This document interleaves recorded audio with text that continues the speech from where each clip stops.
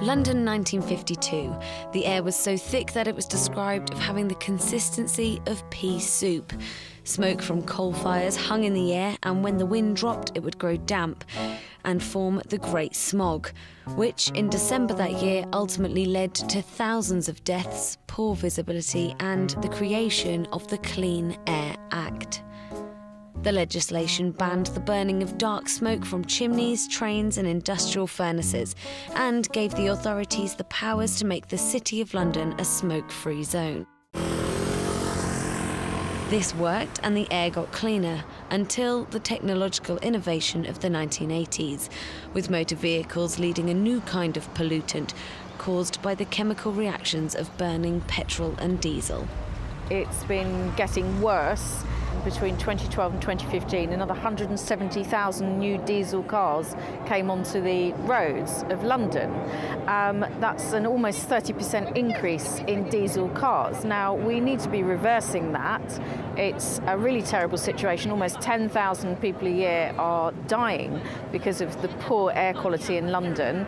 In my own backyard, Putney High Street, already by the 3rd of January, had breached air quality EU directives. By the end of the first week in January several times. So we really need to be doing something about this. The London Mayor Sadiq Khan is today releasing his plan to increase the capital's air quality. It will include a higher cost for vehicles that cause the most pollution. All his plans will be scrutinised by the London Assembly's Environment Committee.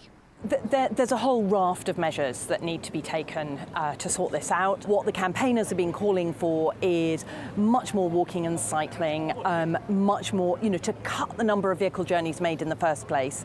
And yes, obviously, things like a T-charge will discourage people from making car journeys, so that has to be a good thing. Some campaigners say the issue of clean air needs to go further than just City Hall. The law firm Client Earth is urging politicians to back a whole new Clean Air Act to help deal with illegal levels of air pollution. And the Mayor of London can do what he can, and it's important that he does that, but he needs the UK government to come in and support him as well. We need a different Clean Air Act now, one that takes off the dirtiest diesel cars off our streets and starts to clean up London's air. And the reason we need it is that we need the right to breathe clean air enacted in UK law, so politicians can't meddle with it. It's there, the right is there, and we can all get on with our lives without having to breathe in dirty air.